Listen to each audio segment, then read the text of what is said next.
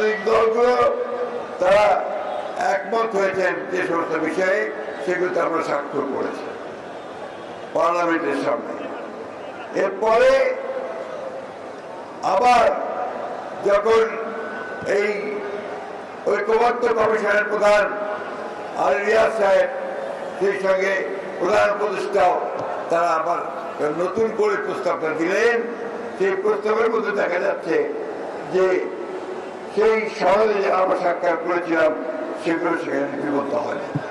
এমনকি আমরা যে বিষয়গুলোতে আমাদের যে একটা সর্বসম্মতিক্রমে সিদ্ধান্ত হয়েছিল যে আমরা আমাদের যেগুলোতে আপত্তি থাকবে, অর্থাৎ যেগুলো নোট অফ ডিসেন্ট থাকবে, সেগুলো লিপিবদ্ধ থাকবে, সেটাও সেখানে উল্লেখ করা হয়।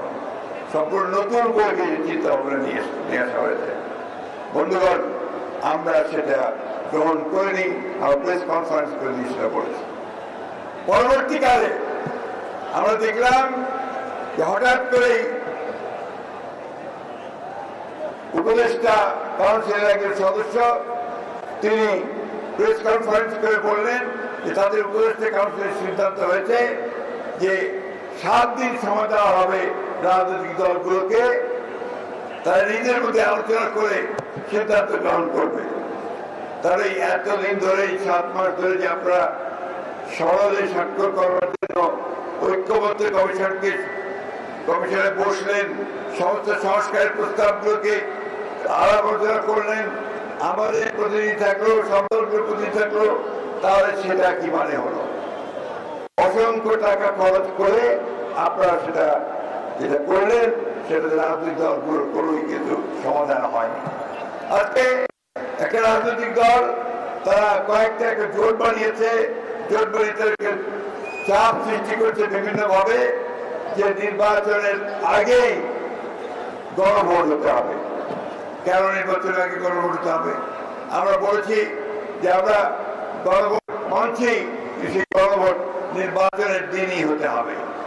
কারণ দুটো ভোট করতে গেলে অনেক টাকা খরচ হবে, তাছাড়া মূল যে নির্বাচন, যে নির্বাচন, সেই নির্বাচনের ধারাটা পূর্ণ হয়ে যাবে। আজকে দুর্ভাগ্য আমাদের, আজকে অন্তর্বর্তীকালীন সরকার, যাকে আমরা সম্পূর্ণ সমর্থন দিয়েছি, তারা আজকে নিজেরাই আজকে একটা অবস্থা তৈরি করছে যাতে করে নির্বাচন ব্যাহত হয়। ওই রাজনৈতিক দলগুলো যে কয়েকটা এই গণভোটের জন্য চাপ দিচ্ছে, তারাও আজকে পরিষ্কার ভাবে বলতে চাই যে নির্বাচনকে বানচাল করবার ষড়যন্ত্র করছে। আমরা খুব পরিষ্কার করে বিরোধ দিতে চাই, গণভোট হলে নির্বাচনের দিনই হতে হবে এবং সেই নির্বাচন 2026 সালের ফেব্রুয়ারি মাসেই হতে হবে, অন্যথায় বাংলাদেশের মানুষ কিছু মেনে নেবে না।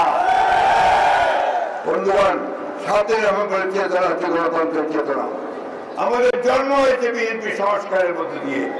আমাদের নেতা প্রেসিডেন্ট জিয়াউর রহমান গরিউত্তম, তিনি সংস্কারের সূচনা করেছেন।